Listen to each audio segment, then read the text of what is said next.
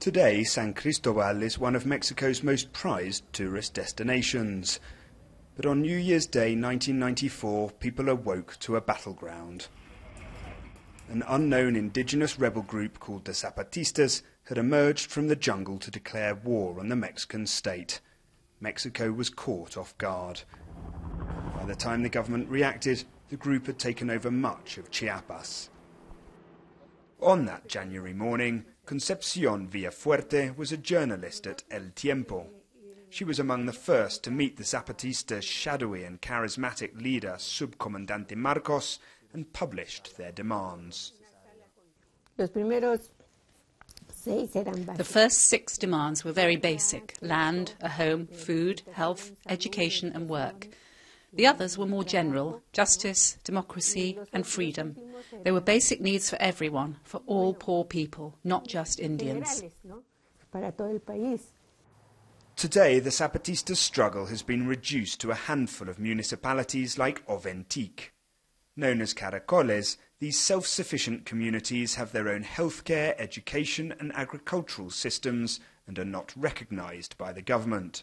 They ask the state for nothing and receive nothing in return.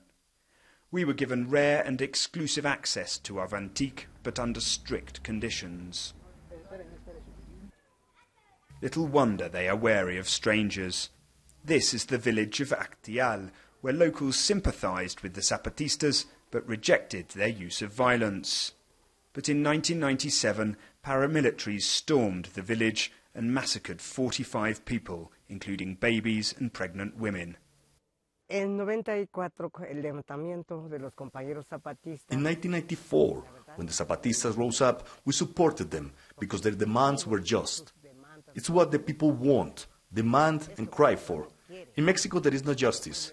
The government is completely deaf. They don't want to hear or listen.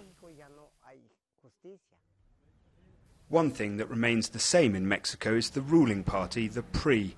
They insist, however, that they have learned from their mistakes of the past and have invested in improving the lives of the indigenous poor. The PRI today has more of a social conscience, not the authoritarianism which it showed in the past, power for power's sake. Now it's power in order to serve the people. Whatever the Zapatistas may have achieved in the past 20 years, one thing is still very clear. In this region, the highlands of Chiapas, with the highest concentration of indigenous peoples and, not coincidentally, the highest indices of marginalisation in the state, the Zapatistas' political message is as relevant as ever. Will Grant, BBC News, Chiapas.